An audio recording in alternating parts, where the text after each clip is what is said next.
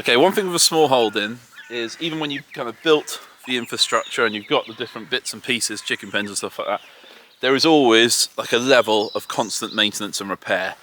You want to keep stuff moving and you want to keep using stuff, and you're going to have to keep repairing it and keep it in a reasonable state.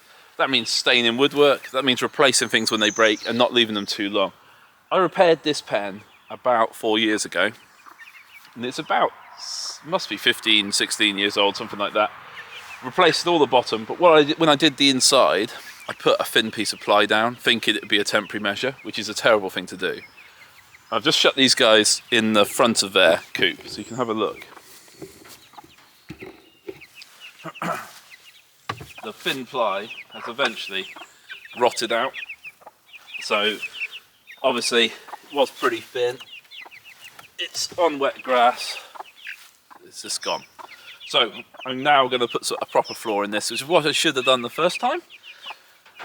Sometimes I'll never learn. I always tend to, sometimes you just do stuff to get it kind of moving, and then you can regret it afterwards. I probably should have done it at the time. At the time it was during lockdown and they didn't have much wood here, so I was trying to be a bit conservative with that. So what I'm going to do now is I'll clean this out, but I'm going to cut a few pieces of wood. I've got some wood that's no good for my baskets. I'm going to use that as kind of recycling. Give it a coat of oil on the underside, leave it bare on the top, and then chuck some shavings down. I've been planing up some sycamore, so that makes nice big shavings. So let's see what we're going to get here. 750. So the floor provides protection at night from predators, so that's why they get shut in at night. The open side lets them get onto the grass in the daytime, so it's kind of like a really good mix as long as you're around to shut them in. I have been given a automatic opener and closer, which I'm going to fit at some point. But here, look, you can see something's obviously chewed its way in past the cedar cladding as well. So we're going to put some flooring down and we're going to fix that little hole. Because what I don't want is rats or mice getting in there when they're in their kind of protected kind of state. And sometimes rats can kill chicks. Not this size, but when they're a bit smaller, rats can get in there and kill chicks. So, you know, we want to make it as safe as possible, not just from foxes, but from smaller rodents as well.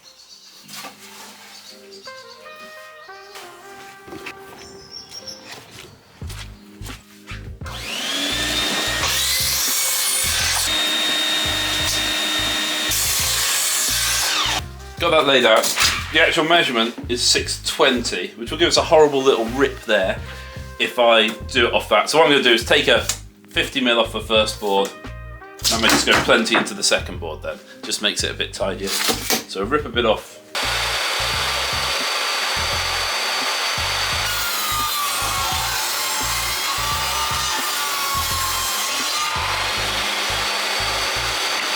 Now we go down and scribe this piece around all the uprights. I'm not going to tongue and groove these floorboards together. I'm going to use these as floorboards. I'm not going to tongue and groove them together purely because it gives the red mites somewhere extra to hide.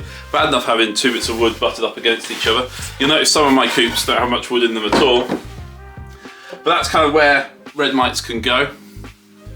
So, and by having tongue and groove, you can make it worse. But I suppose the jury's out on that one, really. Best way to get rid of it is probably creosote, but I've not got any of that. We'll give it a good coat of oil afterwards.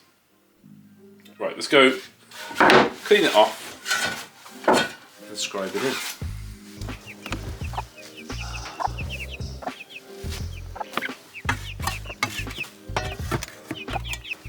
I mean, jobs like this are genuinely frustrating. I hadn't planned to do this today. Obviously it's broken. If I don't do it, then the chickens could get eaten tonight, and I wouldn't forgive myself because it was through, you know, something that I'd known about.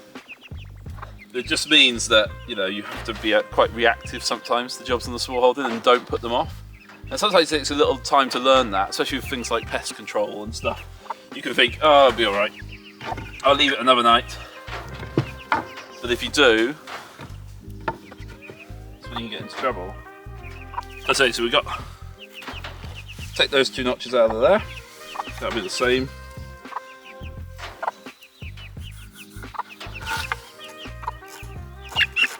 Go cut it, get that one fixed in, next couple fixed in, and we can scribe the last one.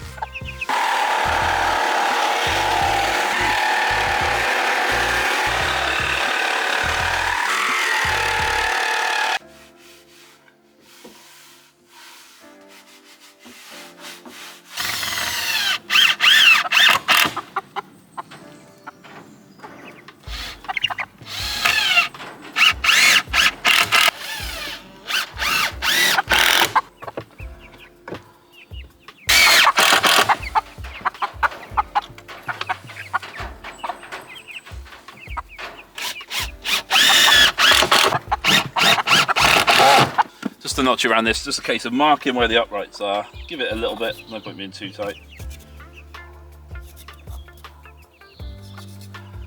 And then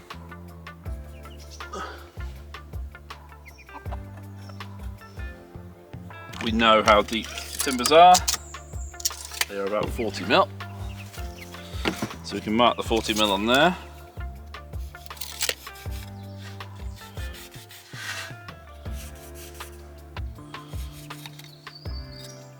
Because we're in the modern age, we could use cordless power tools.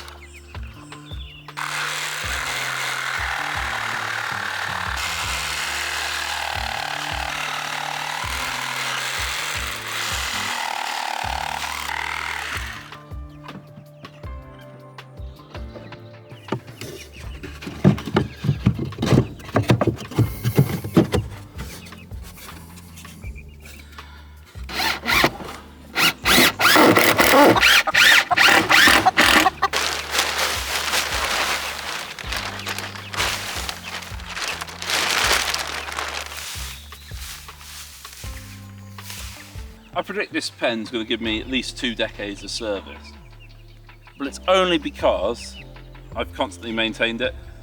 So there's a video which I'll show up in the link above where I replaced the bottom of this and the floor, and now I'm replacing the floor again. But you know, a little bit and often keep something like this really serviceable.